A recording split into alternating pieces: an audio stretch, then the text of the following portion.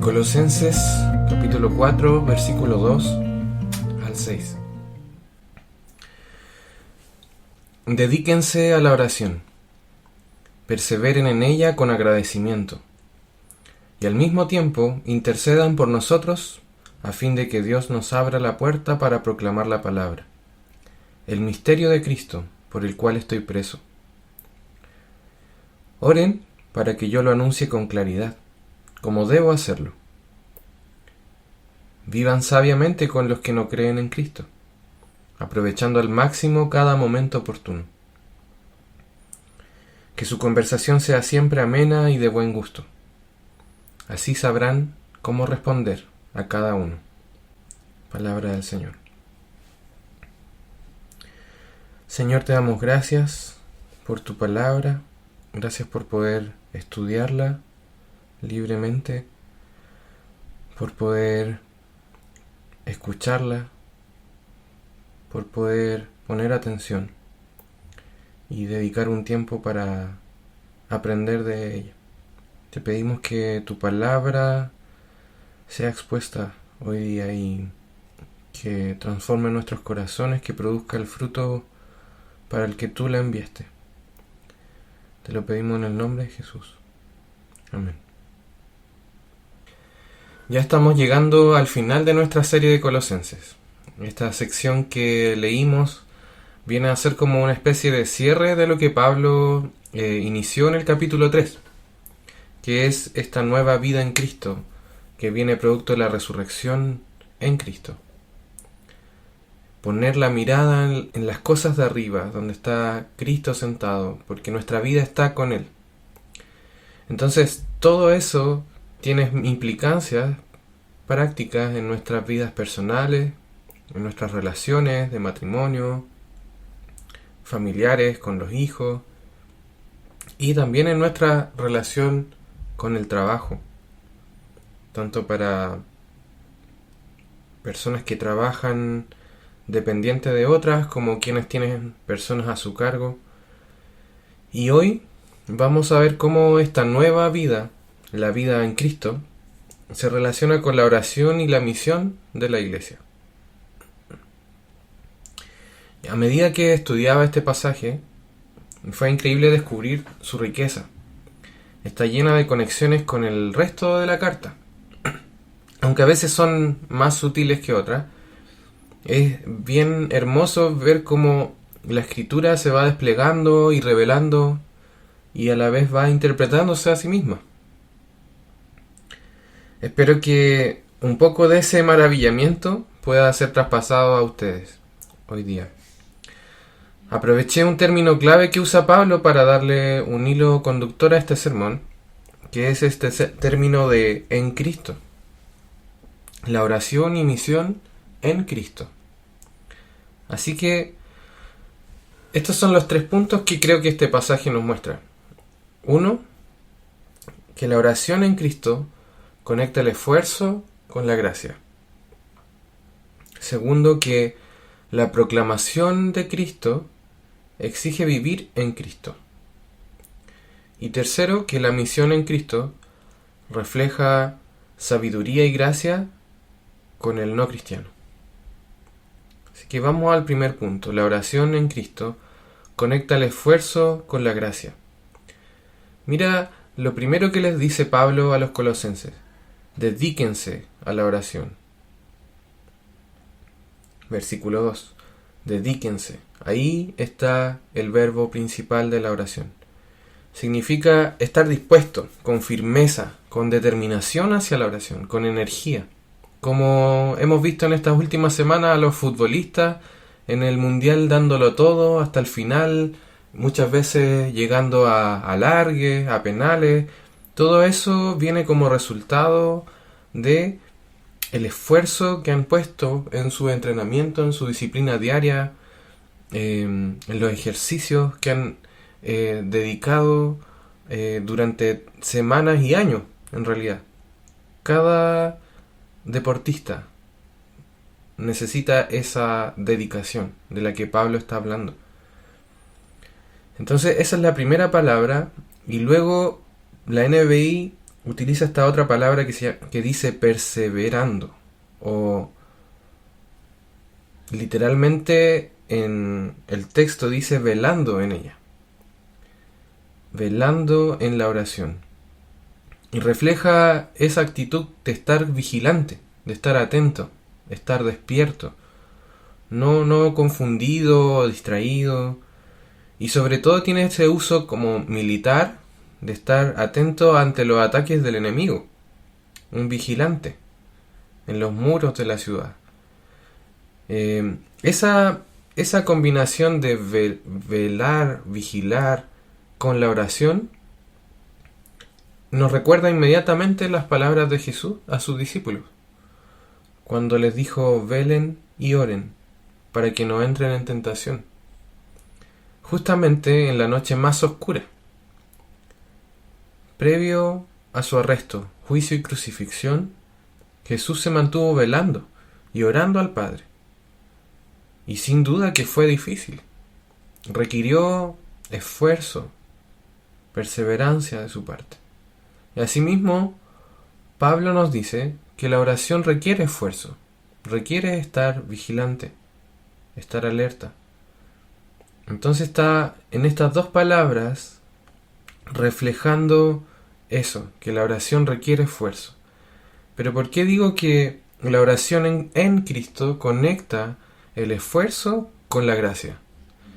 ¿Viste cómo termina el versículo 2? Dice: perseverando en ella o vigilando en ella con agradecimiento. Con agradecimiento. Acción de gracias. Esa es la palabra que usa Pablo. Cuando Pablo ora por los cristianos en sus cartas, siempre lo vemos, al comienzo de sus cartas, Pablo da gracias al Padre por ellos. Lo vemos en casi todas sus cartas, y no solo aquí en Colosenses, lo podemos ver al principio de la carta.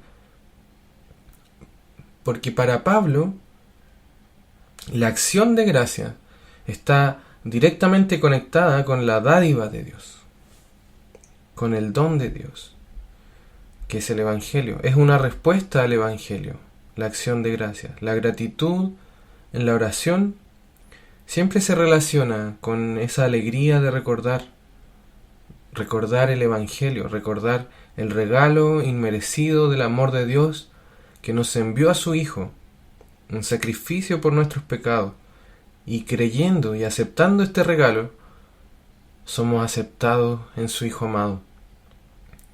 Dios nos hace herederos con Cristo.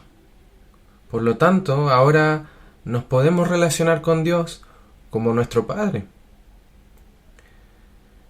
Ese es el regalo. Para ponerlo en una frase sencilla, la gracia del Padre provoca la acción de gracias de los hijos adoptados en Cristo. La gracia del Padre provoca la acción de gracias de los hijos adoptados en Cristo. Pero recuerda que está diciendo: dedíquense a la oración, perseveren en la oración con agradecimiento.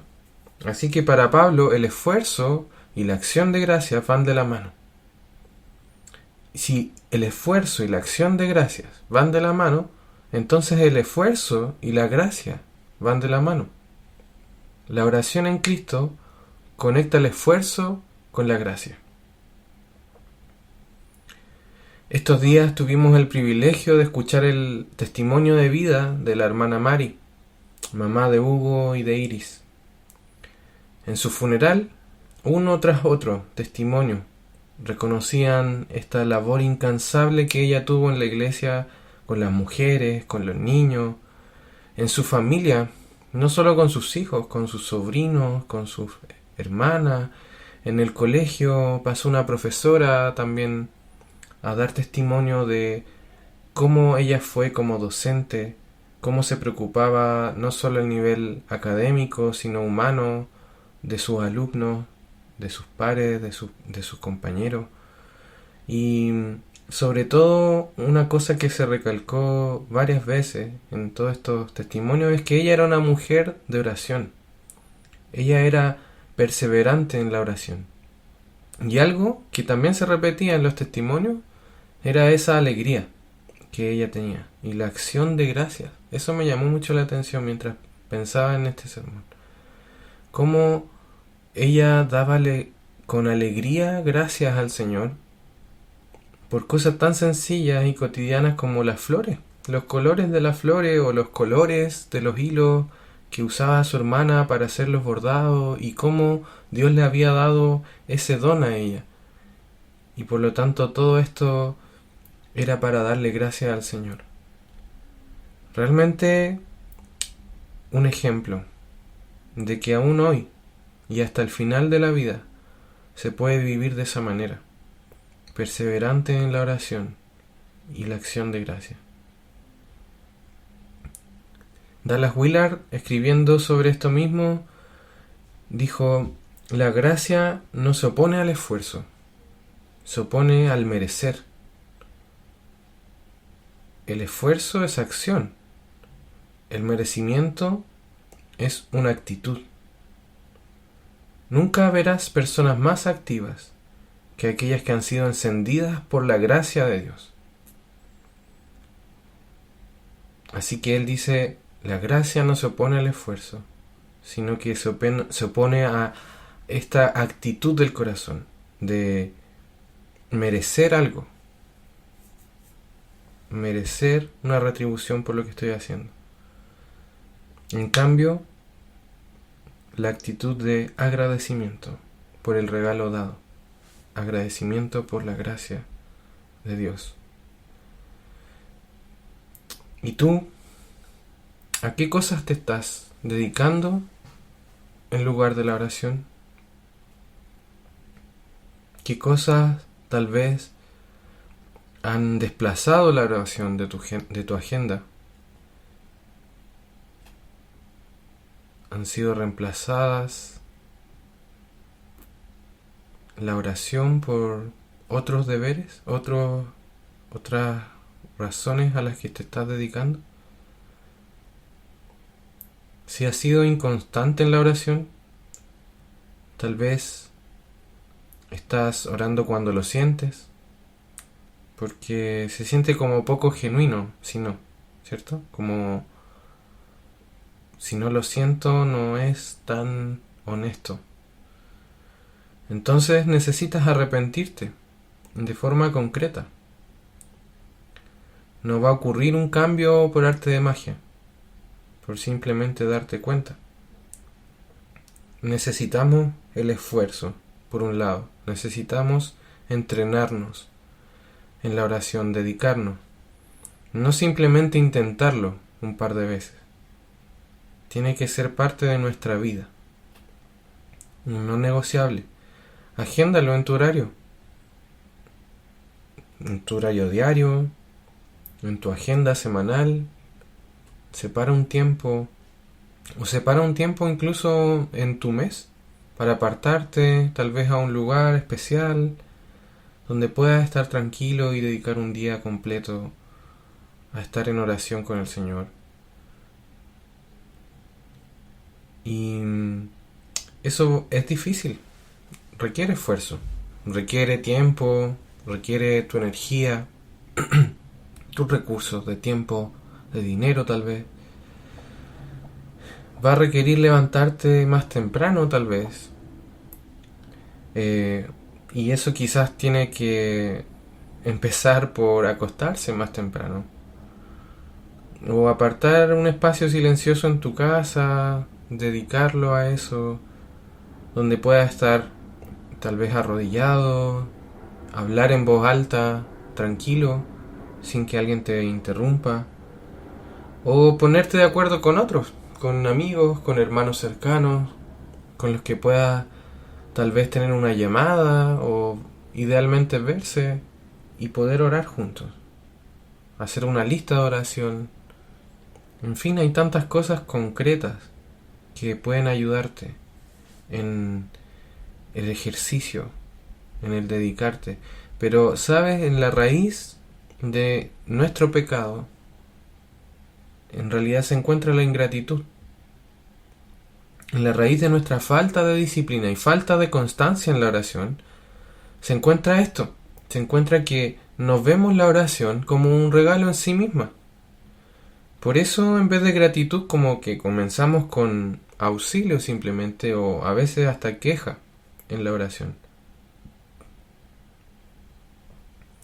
Necesitamos ver al mismo tiempo la oración como disciplina y como medio de gracia. El medio por el cual experimentamos el regalo de relacionarnos con Dios el Padre. Porque si solo la vemos como disciplina, vamos a estar perdiendo el núcleo, el corazón de la gratitud. Si te encuentras falto en la oración, recuerda una vez más la gracia de Dios el Padre. Cada vez que vayas a orar, recuerda cómo comienza la oración del Señor, que nos enseñó. Y haz la tuya. Padre nuestro. Medita en esas palabras. Abrázalas, disfrútalas. Aprópiate de ellas. Padre. Padre nuestro. Imagínate eso. Jesús nos transmite su relación con el Padre en ese momento en que nos enseñó cómo orar. Recuerda y atesora ese regalo, el regalo de la adopción. Mientras oras, recuerda el regalo de la adopción. Y la acción de gracias va a venir por consecuencia, va a venir solita, junto con esa meditación. Padre. Y la segunda palabra, esta palabra nuestro, nos recuerda, como sigue el pasaje, que también hay otros hermanos de Jesús, por los que también necesitamos orar. Versículo 3, mira. Intercedan por nosotros, les dice Pablo. Si Pablo estuviera ahora en una videollamada con nosotros, aquí en ISA, y Cristóbal le hiciera esta clásica entrevista que le hace a nuestras visitas, y al final de la entrevista le hiciera la clásica pregunta: ¿cómo podemos estar orando por ustedes allá, Pablo? Recuerda que Pablo está en la cárcel. Entonces, mira lo que Pablo le respondería si le hiciéramos esa pregunta. El versículo 3. Pablo nos diría: intercedan por nosotros, a fin de que Dios nos abra la puerta de esta celda. No dice eso, ¿cierto? No está pidiendo que Dios abra la puerta de la cárcel. Aunque podría hacerlo, y tal vez también está pensando en eso, no está pidiendo por eso precisamente. Le está pidiendo a Dios, está pidiendo que Dios abra la puerta para proclamar la palabra, el misterio de Cristo por el cual estoy preso. Y sigue en versículo 4, oren para que yo lo anuncie con claridad, como debo hacerlo. Es decir, para Pablo, este mensaje, el misterio de Cristo, que es el Evangelio, es de prioridad máxima. Es lo primero que sale de sus labios y de su corazón como motivo de oración. Vale más que cualquier costo, incluso la cárcel. Es su mayor preocupación. Y es su deber anunciarlo con claridad. Él sabe que las celdas de la cárcel no son impedimento para que sea anunciada la palabra. Porque incluso dentro de la cárcel, el carcelero, los que están ahí junto con él como prisionero, pueden escuchar el Evangelio, como lo vemos también en el libro de Hechos. Entonces, cuando él dice claridad, no solo tiene que ver con la claridad, obviamente, de lo que está siendo anunciado, del discurso. También tiene que ver esa palabra con valentía. Valentía. Y solo para precisar, a esta altura de la serie, todos ya deberíamos tener más o menos claro que el misterio de Cristo, como lo dice Pablo, se refiere al mensaje del Evangelio. El plan de Dios de reconciliar todas las cosas por medio del sacrificio de Jesucristo en la cruz. Y este mensaje se ha venido anunciando a todas las naciones para que todo ser humano que ponga su confianza en Jesús reciba por pura gracia el perdón de sus pecados y de ese momento en adelante viva en paz con Dios. Y es un misterio a la vez porque nos da un nuevo estado de vida. Nos incluye en un reino nuevo, donde Cristo, que es el supremo gobernante de toda la creación, nos ha incluido misteriosamente en sí mismo, en su cuerpo, dice, que es la iglesia. De alguna forma misteriosa, pero real. Nuestra vida está escondida en Cristo. Somos amados por el Padre porque estamos en el Hijo amado. Hemos muerto y resucitado con Cristo en la muerte y resurrección de Cristo. Así que tenemos una nueva vida, donde nosotros vivimos en Él y Él en nosotros. Todo esto es lo que Pablo ha estado hablando en su carta. Muchas cosas de estas son difíciles de entender, como esto de Cristo en ustedes. Al final del capítulo 1 nos dice el misterio de Cristo en ustedes. Todas estas cosas a veces son difíciles y por eso necesita anunciarlo con claridad, pero también con valentía, porque este mismo mensaje de Cristo en nosotros tiene implicaciones difíciles de escuchar también. A nadie le gusta ser confrontado por sus pecados. ¿Por qué estás viviendo de esa forma si eres parte del reino de Dios? Requiere ser confrontado.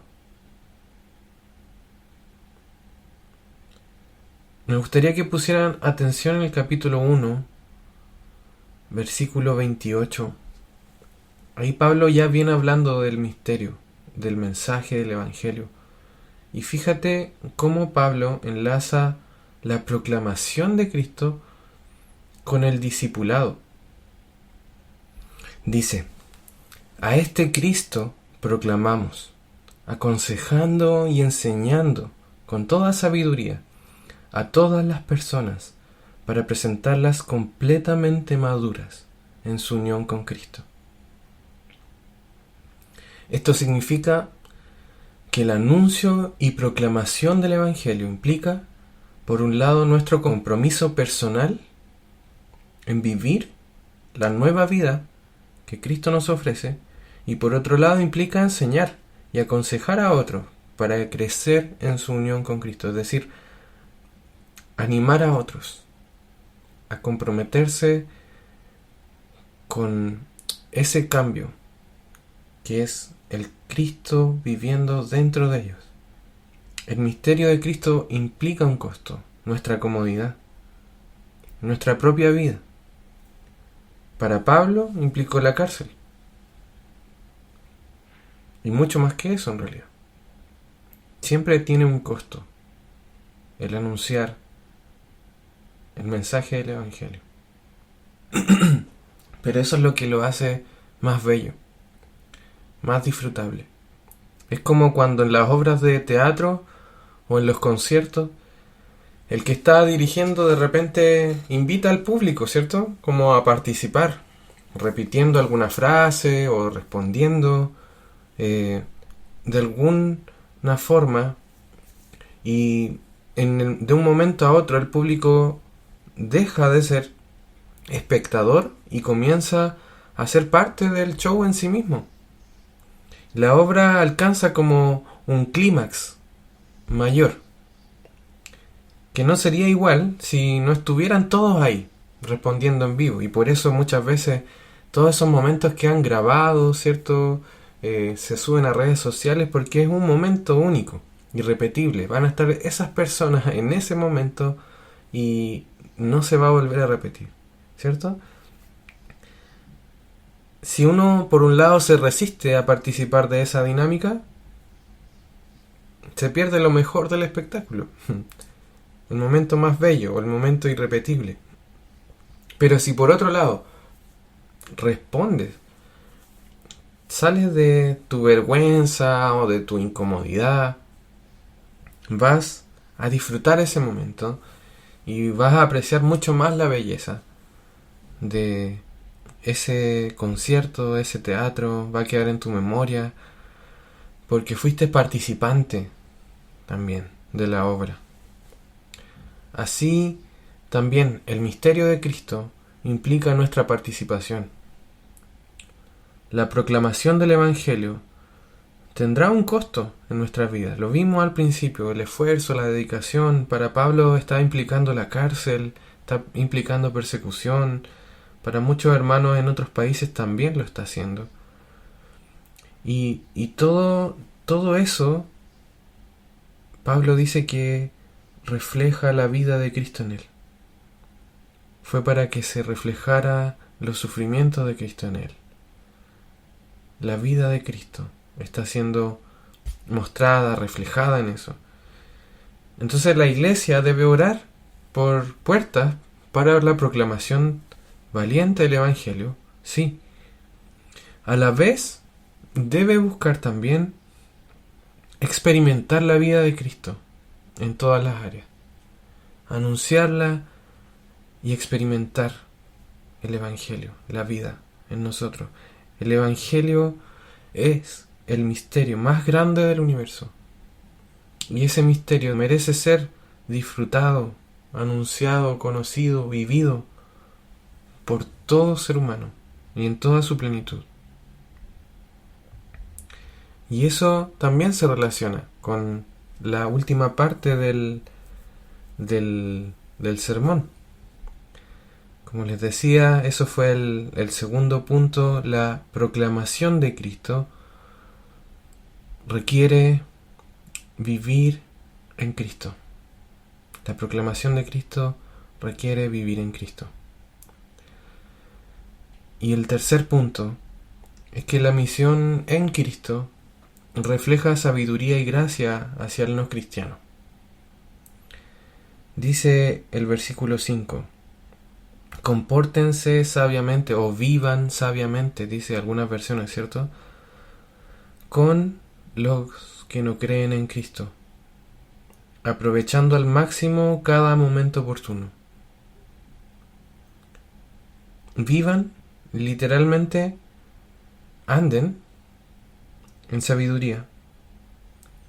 Cuando dice compórtense sabiamente, vivan sabiamente, literalmente está diciendo eso, anden en la sabiduría. Y Pablo nos dijo en capítulos anteriores que en Cristo y en su palabra se encuentran los tesoros de la sabiduría. Y también nos dijo Pablo que andemos en Cristo. Utiliza esa misma palabra, ¿cierto? Anden en Cristo, anden sabiamente. Y así que es imposible como no conectar lo que hablamos antes, que a medida que nos sumergimos y conocemos el Evangelio, a Cristo, y vamos deseándolo más en su palabra, también es nuestro deseo experimentar la riqueza de su vida en nosotros. Necesitamos a Cristo en nosotros. Así recién es que tenemos la oportunidad de mostrar esa sabiduría con los que no están en Cristo. Porque esa sabiduría viene de Él. Es su vida la que nos permitirá aprovechar al máximo cada momento oportuno. Aprovechar al máximo cada momento oportuno. Algunas versiones dicen aprovechando bien el tiempo, ¿cierto?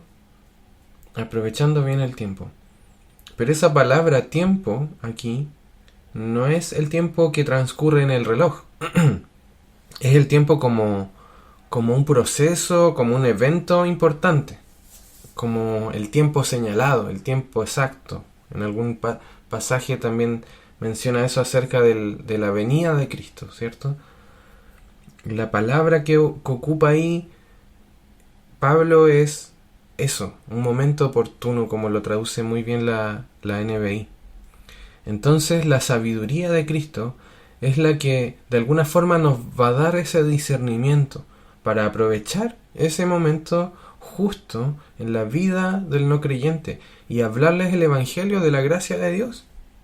Mira cómo continúa, dice que su conversación sea siempre amena y de buen gusto. Aquí quizás la DNBI falla un poco, porque literalmente dice su conversación sea en gracia sazonada con sal. Es como extraña esa segunda parte, ¿cierto? Pero vamos a verla. Es como la sabiduría de Cristo, por un lado, nos va a llevar para discernir ese momento oportuno en la vida del no cristiano, y esa misma sabiduría se va a reflejar en nuestra forma de hablar. Se va a reflejar en cómo se dan nuestras conversaciones, el carácter, la vida de Cristo en nosotros no solo se debe manifestar en nuestras palabras, sino también en nuestras acciones, en la forma en la que expresamos esas palabras con los no creyentes. Debe ser llena de gracia. Por eso es en gracia, conversaciones en gracia. John Piper dice que esto es como en dos sentidos. Uno, que están llenas las conversaciones llenas de la gracia del Evangelio, contándoles cómo Dios ha obrado en gracia a través de Cristo a favor de los pecadores, pero también encarnando esto como un comportamiento que refleja gracia. Así que mucho más que ser buena onda, simpático, y es más que una conversación agradable y de buen gusto, como dice la NBI, pero no menos que eso. Eso es como el punto de partida, de ahí hacia arriba, ¿cierto? La gracia también nos habla de que la conversación debe estar permeada por el Evangelio. Pero además esta frase de sazonada con sal, que tal vez es un poco más difícil de traducir, dice John Piper, tiene que ver también con el tono en que transmitimos el mensaje. ¿A qué se refiere? Que la forma en la que tú te expresas al hablar el Evangelio debe ser como que de verdad lo disfrutas. Debe transmitir que lo estás disfrutando. Como cuando dice en el Salmo, prueben y vean que el Señor es bueno. Es que el salmista se ha alimentado de la bondad de Dios, ha probado su gracia y le resulta exquisito hablar de eso. Quiere que otros también prueben de eso mismo. Entonces es como si el mensaje del Evangelio fuera tu plato favorito. Piensa en tu plato favorito. Piensa en que está preparado con los ingredientes de mejor calidad. La sal no hace que solo eso sea más rico, sea más disfrutable, más sabroso, más apetitoso. Pero el plato en sí es la gracia de Dios, el Evangelio. Así sabrán cómo responder a cada uno, termina, ¿cierto? La palabra así, en esa frase nos dice que entonces está conectando lo anterior con esto. Es una consecuencia. Porque con esta disposición de hablar llenos de gracia sobre el Evangelio y transmitirlo de una forma que sea apetitosa de recibir, que sea agradable para el que está escuchando, inevitablemente te hará pensar cómo la situación particular de cada persona a la que estás llegando debe ser respondida por el Evangelio. Así que, de alguna forma, esto sería otra consecuencia de andar en la sabiduría de Cristo. La frase a cada uno también nos recuerda que Pablo está pensando en cada persona Muchas veces estamos nosotros pensando en multitudes, pero el Evangelio tiene cuidado de cada persona.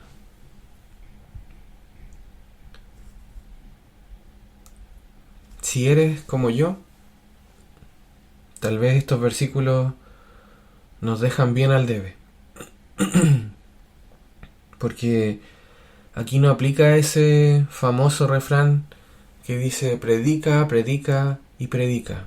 Y si aún fuera necesario, hazlo con palabras. ¿Lo han escuchado? Es súper antiguo. Pero refleja algo que está aludiendo a algo como que si fuera necesario solamente reflejar el Evangelio en nuestra forma de vivir. Y no, son ambas. Ambas cosas son necesarias. El vivir y el hablar. La acción y la palabra son necesarias a la vez, porque el Evangelio se transmite por un mensaje. Entonces, ¿cómo ha sido tu andar y tu hablar últimamente? Sobre todo en con los no cristianos. ¿Cómo ha sido tu andar, tu hablar con ellos? ¿Ha sido irreverente tal vez? ¿O ha sido apático? ¿Ha sido sin gracia? Por no decir desgraciado, porque muchas veces somos así, ¿no? Desatinados, crueles incluso, sobre todo por redes sociales. Tal vez te has puesto en la trinchera con los no cristianos por razones más políticas que el Evangelio.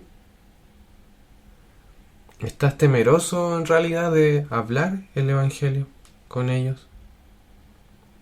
¿O simplemente has dejado de hacerlo por comodidad? Cabe preguntarse, ¿me he saciado de la bondad del Señor profundamente? ¿Me resulta su gracia así de maravillosa y apetitosa? ¿Por qué no lo estoy compartiendo con esa actitud? ¿De qué me estaba alimentando entonces? Una vez más, vuélvete a Cristo y a su gracia. Su vida en ti es lo único que puede saciar tu hambre tal vez de aprobación humana, o tu falta de interés social, tu apatía, tu egoísmo, o lo que sea que te ha estado llevando a estar tan poco activo en el compartir el Evangelio.